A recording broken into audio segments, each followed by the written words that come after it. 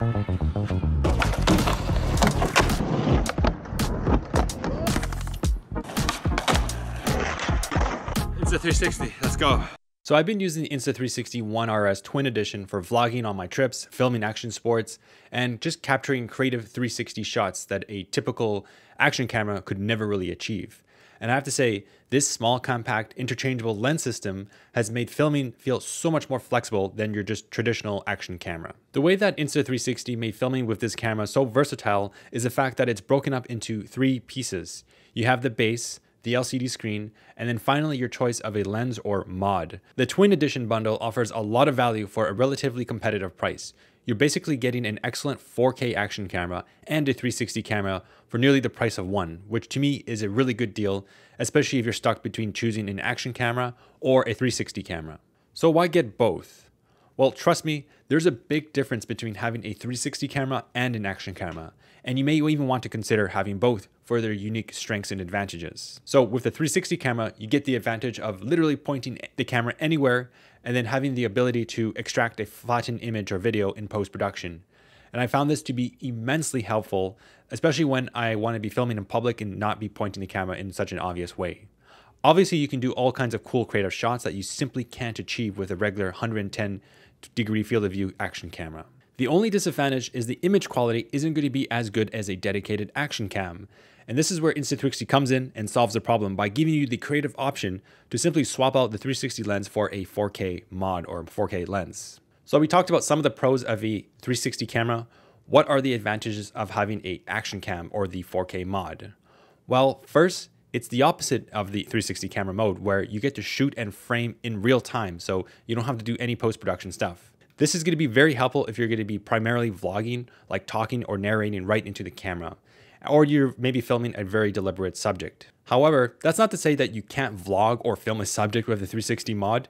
In fact, I find that filming with my friend who's doing tricks on a skateboard to be much easier when I'm filming with a 360 camera because I just don't have to worry about framing it. I can just simply point the camera and later in post-production, I can use the AI tracking software, which makes it super easy to simply track the subject. Now, I suppose the biggest advantage of the 4K mod is the image quality. You're gonna get a really nice, crisp, sharp image because you're using the entire sensor or the entire image instead of cropping into a 5.7K image when using the 360 mod.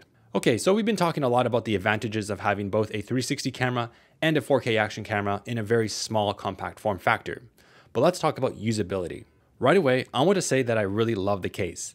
The fact that you can add mods to it like a cold shoe and an external mic makes this device the most compact, smoothest vlogging kit. Just check out this small setup. I combine a small light and external mic for really good audio and video. This type of setup will really boost your production value when you're doing travel vlogs, especially in loud, noisy, low light environments. By the way, I'm going to be showing a lot of video samples of various configurations and comparisons between all these cameras. So make sure you watch until the end of this video or just use the timestamps. Now, returning to the topic of usability, one quick note I want to make about the external mic mod that I really like was the fact that it has a USB-C pass-through. This is just super convenient. Overall, with the case, the weight and volume of this action cam is more or less the same as a GoPro 11. So the form factor is excellent, industry standard, and I feel that it's very durable, at least with the 4K mod. One cool thing about this interchangeable lens or mod system is the fact that you can choose where you want the LCD to face you with the 4K mod. Meaning if you're primarily shooting yourself, like say you're vlogging, you can configure such that the camera is facing towards you and the LCD screen, which also makes it very convenient if you want to frame the shot. Now, in terms of the UI and the navigation, I found that it was very responsive, unlike the GoPro interface and the menus, and I found that the screen is bright and very viewable in direct sunlight.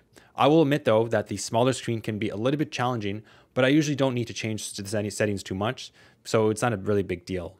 What's funny is that when I switched back to my Insta360 X3, which is a dedicated 360 camera with its huge screen, I just noticed how huge and gigantic that screen was. And yeah, it does make it a little bit easier, but there's also trade-offs with it. So let's talk about Insta360's smartphone app and the desktop software.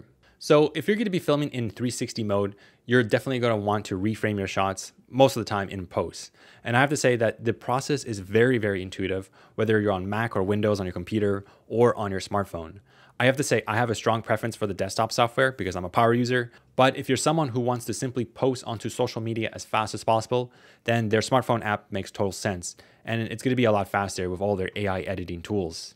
So in my previous video on the X3, I did a whole video explaining how the software is so intuitive and easy and how you can use their AI technology to, for example, track a subject. I'm not going to go into too much detail in this video, but honestly, it's just simple as drawing a box on your subject, hitting a button to track the subject for the entire clip, and it's just export it and it's super easy. If you're interested in learning more about the desktop software, I will leave a link in the description of this video if you want to learn more about how to use it and whatnot. All right, so we're in the section about comparisons. This is my personal favorite. I'm going to be comparing the OneRS Twin Edition with the Insta360 X3, which is a dedicated 360 camera, and your standard vanilla action camera, the GoPro 9. This is a good time to see what the sample footage looks like, and don't forget that you can use the timestamps if you want to jump to the conclusion for each comparison. And by the way, for the picture profile, I was filming mostly in standard, not vivid. I think that gives you the most natural colors, but that's totally up to your opinion. All right, let's get into it. Okay, so we're going to be testing the Insta360 X3 versus the OneRS with the 360 mod. Both are filming at 5.7K, the highest resolution at 30 frames per second. We're not using active HDR yet, and both mics are set to stereo mode. There's a little bit of wind, so we'll see how that turns out. It's a really bright situation, and I'm going to be walking first. So let's do the quick vlog test where we're walking, and we're going to go down. Okay, it got really windy. I'm gonna want to just enable the stereo or the wind mode on, see how that performs just a little bit later. Okay, so we got our model here. He's gonna be doing a routine line in skateboarding. Because of the park, it's we can only do so much. All right, let's go. Ready? And I'm gonna be walking.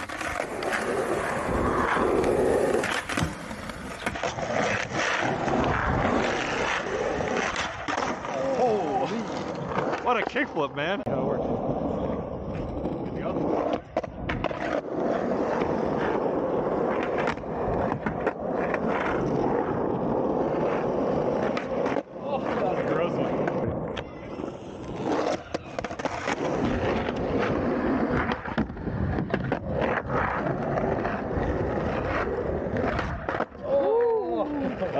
So during that test, to be honest, I didn't see much of a difference in picture quality and performance between the dedicated X3 360 camera and the OneRS 360 mod, which is a good sign because you're going to get basically the same performance. So one thing I really want to call out is how good the flow state stabilization is. Just look at this clip where I'm running, chasing my friend, I'm walking with the 360 camera, and the footage is so stabilized. It's like a gimbal. The next section we'll do X3 in action cam mode versus the 4K mod. So how does this look? So on both cameras I can see myself, but with the Insta360 I can quickly switch. I can just... So let's flip the cameras on the other side and let's walk.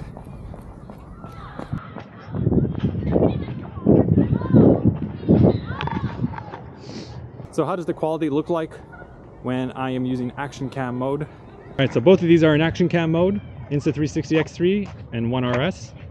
And they both are 4K mode. Okay, yeah, let's go. Good. Okay. So in that test, I noticed a difference in picture quality between the dedicated 360 camera in action cam mode versus the 4K mod for the OneRS Twin Edition. And I did notice that the image quality does look nicer on the 4K mod.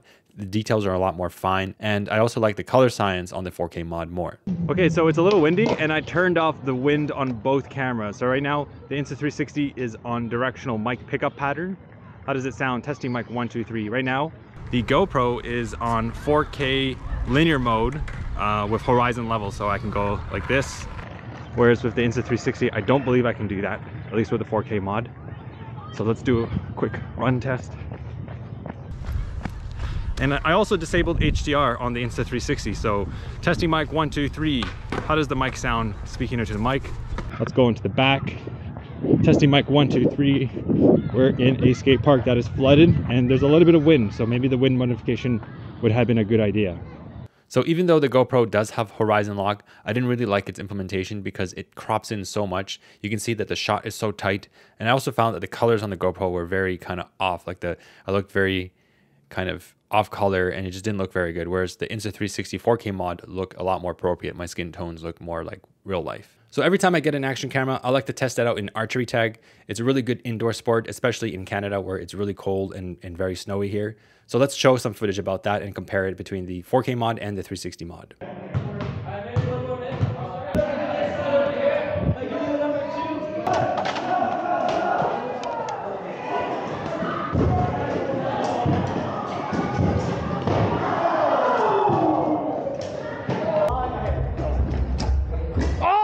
got you. What? Oh, man. I hit you first. Come on, come on.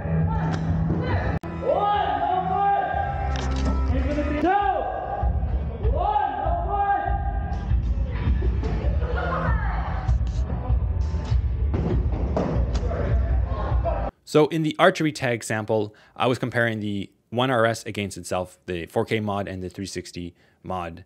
And I found that when I was using the chest strap to kind of film the field of view, the first person perspective, I didn't have it positioned correctly. So this is definitely user error. This is not a fault of the actual camera. However, with the 360 camera, it gives you a lot of affordance. You can make a lot of mistakes and then just reframe it in post because it's 360, so you don't really have to aim it properly. And that's one of the benefits of having a 360 camera with you all the time. And of course, when you're comparing the 4K mod with the 360 flattened image, I did notice that the low light performance on the 4K mod was a lot better. So in this next test, I used the vlogging kit where I attach an external mic as the one you can see here. We're using the shotgun mic with the camera mod, and the shotgun mic has a wind muff. So we're gonna just quickly switch and remove the external microphone on the Insta360. And right now I'm filming with the GoPro as well, just to get a sense. The GoPro is on auto mode because it's rather windy outside here and we want to test the wind mode. So we'll switch back and forth between these two microphones, the one on the Insta360 OneRS in terms of the onboard mic and the actual external mic.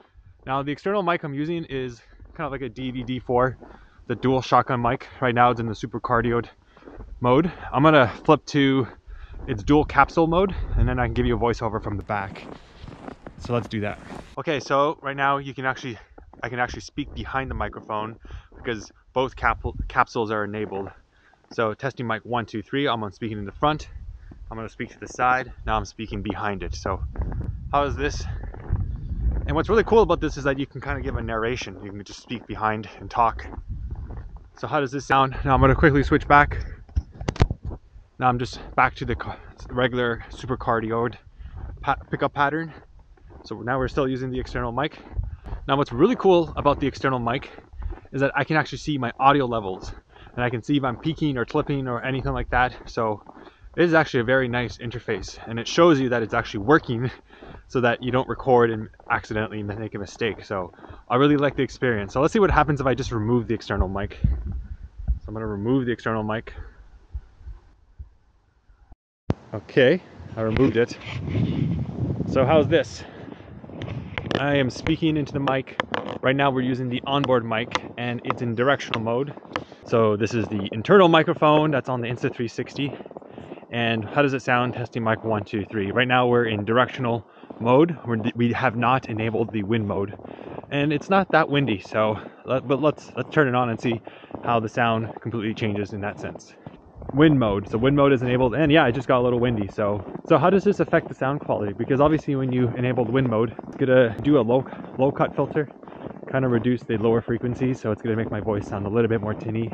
So how does this affect the sound quality? Because obviously when you enable the wind mode, it's gonna do a low cut filter. Okay, so we're gonna switch to the third mode, and it's similar to the directional stereo mode, except this is just called stereos. Okay, so I switched the Insta360 to the regular stereo mode. It's no longer the directional stereo mode. So the footage of me walking outdoors, I have to say the 4K mod looks a lot better than the GoPro. Just the colors, the natural skin tones that I have look a lot better on the 4K. So overall, I'm more inclined to pick the image quality coming from the Insta360. So right now we're in a very small untreated room. There's no like sound panels or anything like that. So this is a stress test for this type of microphone setup. Indoors typically aren't going to sound as good as outdoors where there's no walls, so the sound can just scatter and not, bounce off any reflective walls and anything like that. So right now you're hearing me speak into the external shotgun mic mounted on top of the Insta360. Now, what's really cool about this is I can use a really cheap, let's say Ulanzi light, and then mount the shotgun on top of the mic. So I basically have the ultimate vlogging setup. And right now the scene, you don't have much contrast on my face. I don't really pop out. So let's turn on the light. So now the light is on and it's gonna look a lot better in my opinion because it's giving more contrast. The subject, myself, my face is more lit up than the surroundings behind me. So we can adjust the brightness of this light, make it even stronger, give some more contrast, or we can just lower it. So just remember this shot right here, and then let's turn it off, and then let's see how it looks. So I took off all the external shotgun mics and the lights. Now we're back to the normal, and we're gonna test the onboard mic, and this is the directional stereo. So it should try to pick up my voice more than anything. Like I said before, this is a stress test because we're in a room. Okay, so I've just switched from directional stereo to just plain old stereo. How does this sound? Is it picking up less of the reverberations in the room, or does it sound better? So the internal audio test really surprised me. By having that light, it just makes the scene so much better, and I love that I can just mod the Insta360 with lights and an external microphone. The shotgun mic did help reduce the echo or the reverb in the room, but honestly the stereo mic sounds excellent, especially when you're outside because there's going to be less room for reverb, and you're probably going to be using this camera more for outside. One really cool feature is that you can pair your AirPods Pro to the Insta360 in case you need some wireless microphone system in a pinch. It actually works really well, and I'm impressed. So this is really cool. I'm using the AirPods. I don't need to carry a secondary microphone. I can save money and not have to buy a lav mic. And the AirPods Pro are pretty good when it comes to rejecting background noise. Testing mic, can you hear me? I'm very close to the sound source. So this is as if I was outside. Testing mic 1, 2, 3. So let's talk about the conclusion. And I want to answer the main question, which action cam or 360 camera combination should you get? Well, this is a very personal choice, but I have to say, if I were to start new and I didn't have an action cam or a 360 camera, I would definitely get with the OneRS Twin Edition. However, if I had a action camera that was built in the last 2 years, then perhaps I would just get a dedicated 360 camera. Now, there is a huge benefit in just having a 2-1 solution, especially when you're traveling, because the little mods, the little lenses that you interchange between the system, they're just so tiny. So they take basically no space in your travel bag. And that's a huge advantage. Another disadvantage of buying 2 separate devices is that it's obviously more expensive. So this 2-in-1 solution is offers more value in the end. I have to say the picture quality from getting the 4K mod and then just the flexibility of having a 360 camera on you all the time, it's really hard to trade that out. Now, it really depends on your workflow. If you're someone who really needs dedicated cameras, you need a dedicated action camera and you need a dedicated 360 camera, well then perhaps you know the answer to that. But overall, I have to say this is a huge upgrade. It's really cool that I don't have to have all these extra cameras on the side. I can just simply have one system. And what's even really cool about this is that I like the fact that it's an interchangeable lens system, and I think this is the future. And I'm really looking forward to maybe one day upgrading to the 1-inch sensor so I can get that really good low light performance. Overall, in the end, I have to say this interchangeable lens system, when it comes down to such a compact size, is borrowing from the traditional mirrorless cameras. And I hope that this is the path forward. I hope this is the future because it is just so cool that you have upgradability paths, you're saving on costs, and it's just a very nifty system in the end. Anyways, let me know what you guys think about this interchangeable lens system. If you have any questions or comments about the Insta360 OneRS Twin Edition, let me know in the comments section down below. And if you like this video, please do give a like. It really helps out the channel, and I will see you in the next one.